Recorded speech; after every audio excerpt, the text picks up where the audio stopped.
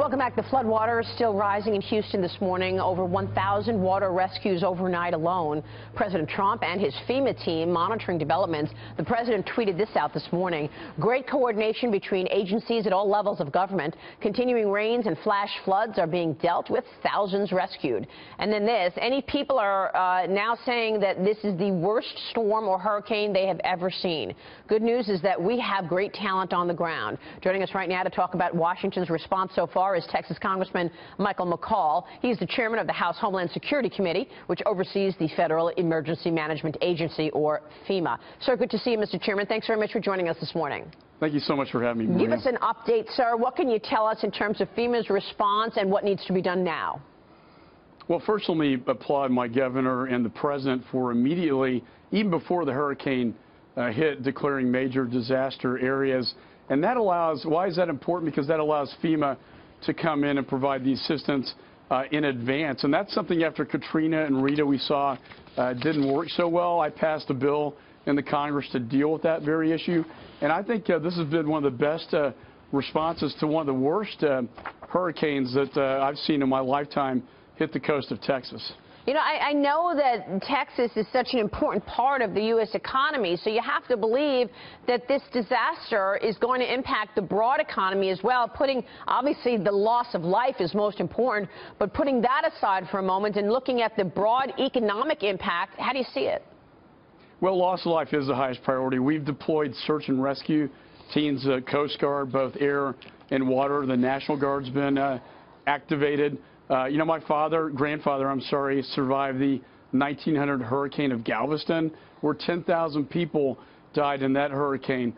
I think we have handled this obviously far better than that. But from an economic standpoint, as you point out, Maria, we're going to see some serious economic damage. All the ports in Houston, with the exception of Brownsville, have been shut down, including the Houston shipping channel, which involves a lot of energy and commerce. And also, just when you look at Houston, which got hit so hard last night in many parts of my district with this flooding, you're going to see a lot of economic damage there. And that's where, you know, I've been talking to FEMA, talking to our state emergency manager to make sure those assets are on the ground to assist in this recovery. Yeah, and you sent a letter to the president urging his authorization of the governor's request for the disaster declaration. That was pretty fast approval there. Tell us about this major disaster declaration for Texas. It triggers the release of federal funds to help with this individuals and communities with the disaster. Where does that money come from? Well, once it is declared a major disaster, then that's when FEMA assistance is allowed to come in.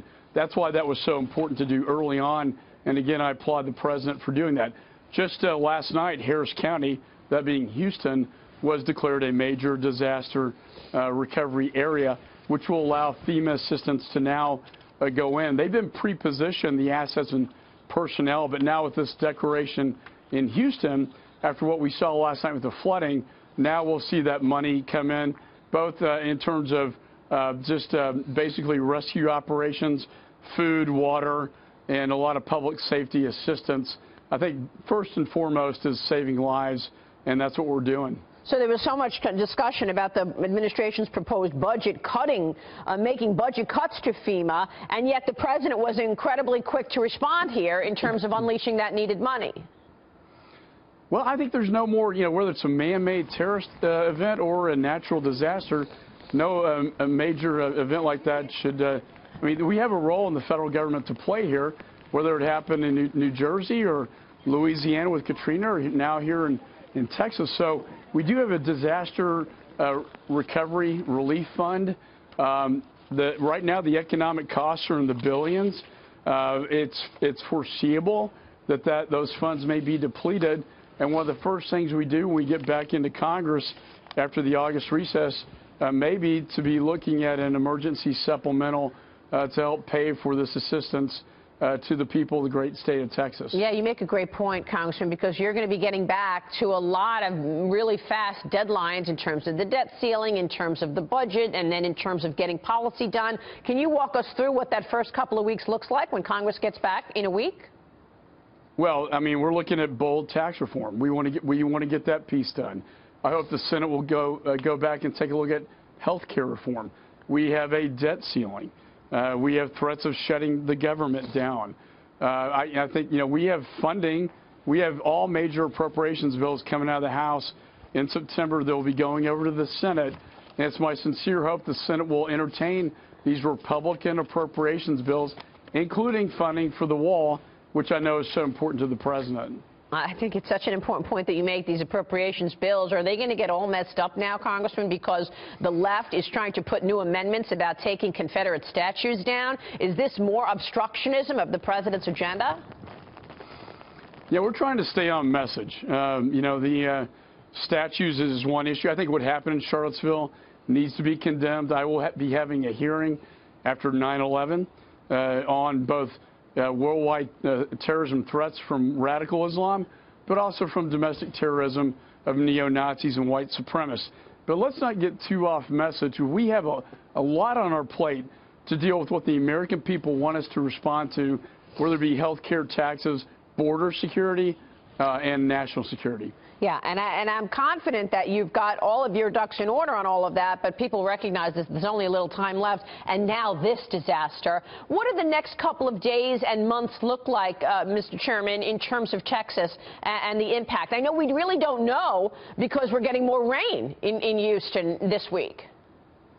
Right, and we're expecting 1 to 2 more feet of rain in Houston. It's not capable of handling that kind of rain. We're going to see major flooding, major disaster. We don't want to see loss of life. That's our #1 priority. The rescue teams are already deployed and out there. But, this is a very of historic proportions in the sense that it's a Category 4 hurricane. It hovers over the coast of Texas and then stays there and then drops enormous amounts of rain that the coastal cities cannot absorb. And therefore, you're going to have major flooding, major damage, and hopefully not more loss of life. And I know that most of those homes, or a big portion of the homes, actually don't even have flood insurance because they're right there on the coast.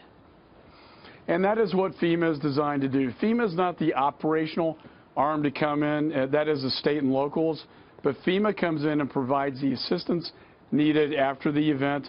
They're coming in right now to provide individual assistance, but individual assistance with housing and recovery assistance and moving debris. We would like to see people return to their homes and not have to bring in these prefab homes like what we saw with Katrina, although that is one of the contingency plans that we are looking at right now. Yeah. All right, Congressman, good to have you on the program this morning. Thanks very much for your insights. We appreciate your time.